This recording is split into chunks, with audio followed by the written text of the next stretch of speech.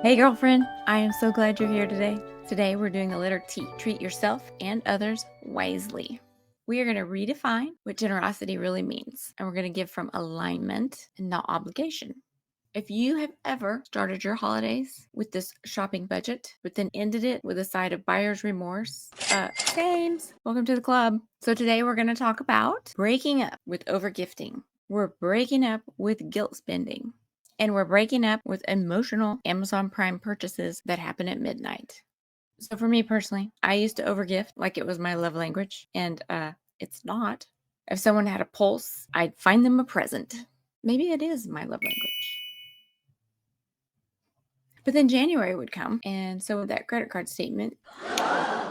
Not to mention the awkwardness when you would gift someone something and they didn't think you were close enough friends that there should be gifting involved. So then they felt bad because they didn't reciprocate, or they felt awkward, like, what does this mean? We could spend hours psychoanalyzing that side of me, but let's not. The important thing is that I realized I wasn't always being generous. In reality, I was sometimes just trying to prove that I was enough. So now I give differently. Check out the screen for today's worksheet. Guilt-free gifting. Meaningful is more valuable than massive. Thoughtful is more valuable than trendy. And intentional is more valuable than impressive. Let me explain. Guilt-free gifting starts in your mind. It starts in your mindset. Generosity isn't about money, it's about presence. Presence, Presence,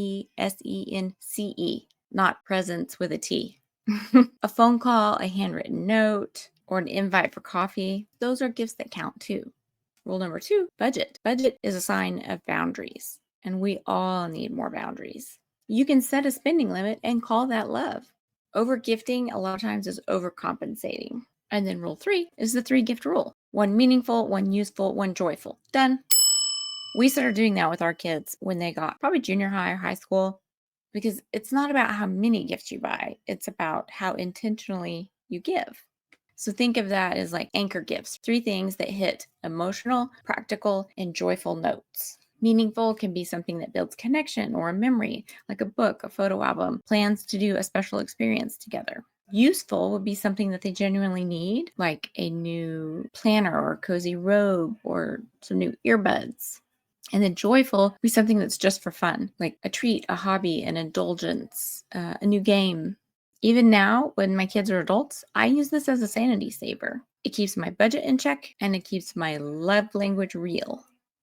Now, you're not going to give everyone 3 gifts, obviously. So you're going to apply this rule differently when it comes to like coworkers, neighbors, or acquaintances. In those cases, you would just scale it down. Instead, pick one thing that matches the relationship. If you want to do something meaningful, do something homemade or a handwritten note, a small plant, something they can keep on their desk at work.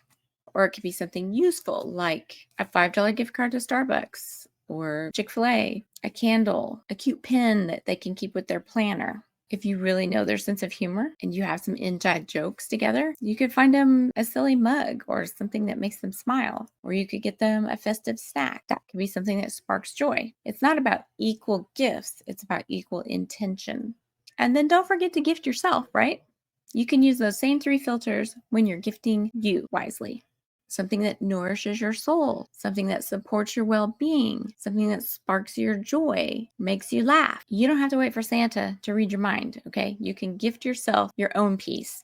So in short, if it's for kids or family, the 3 thoughtful categories keep it simple. If it's for an acquaintance, you just pick something that fits the connection. And if it's for yourself, you want to gift what your spirit, what your mind, what your body, what your soul actually needs. So today you're going to use the guilt-free gifting worksheet and you're going to write out your gift list using the 3 gift rule. And if you got a lot of people, you can use the back. But you want to ask yourself as you're choosing gifts for people, does this come from love or from pressure? Are you trying to gift with intentionality or are you trying to overcompensate? And as I've learned, just because they have a pulse doesn't mean they need a present. At least not one from me. So after you work on your list and you figure out, oh my gosh, I don't have to figure something out for these people. I don't have to spend money on those people. Does that give you like this sense of peace? If it does, I want to hear about it. Drop some feedback in the comments for me. Remember, the most valuable gift you can give is your energy.